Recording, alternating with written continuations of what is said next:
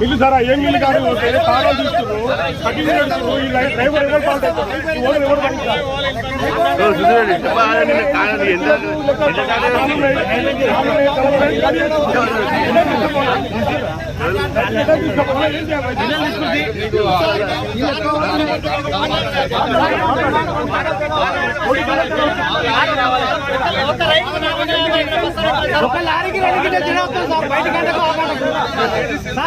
బయట గంటకు ఆ గంటకు 2 గంటలు తిన వస్తుంది.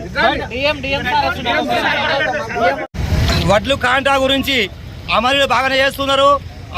కాలం నెత్తి మీదకి వచ్చింది. అమరీలు కూడా రైతులు ఉన్నారు. నెల రోజులు దాటిపోయింది.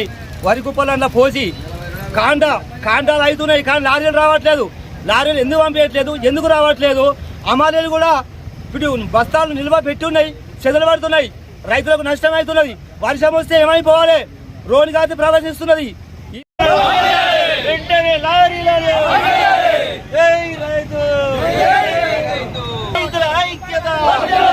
రైతుల ఐక్యత వెంటనే లారీలను వెంటనే లారీలను వెంటనే లారీలను వెంటనే లారీలను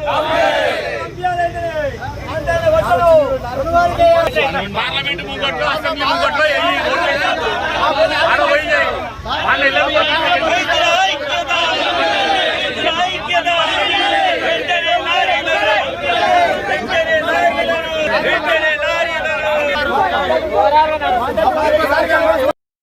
ఎంతో ఆందోళన ఏర్పడ్డది. రైతుల ఒడ్లు కాంటా పెట్టిన ఒడ్లు బస్తాలు మొత్తం చెదలు పట్టి రైతులు బాధలు మొత్తం చెదలు పట్టిపోతుంది.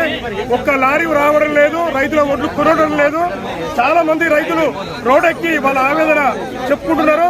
ఒకటే వెంటనే కలెక్టర్ గారు కానీ సీఎం రాష్ట్ర ముఖ్యమంత్రి రేపు పెంబర్తి కాదు నా తెలంగాణ మొత్తానికి కొనుగోలు కేంద్రాలు పెట్టి తొందరగా రైతుల ధాన్యం కొనాలి.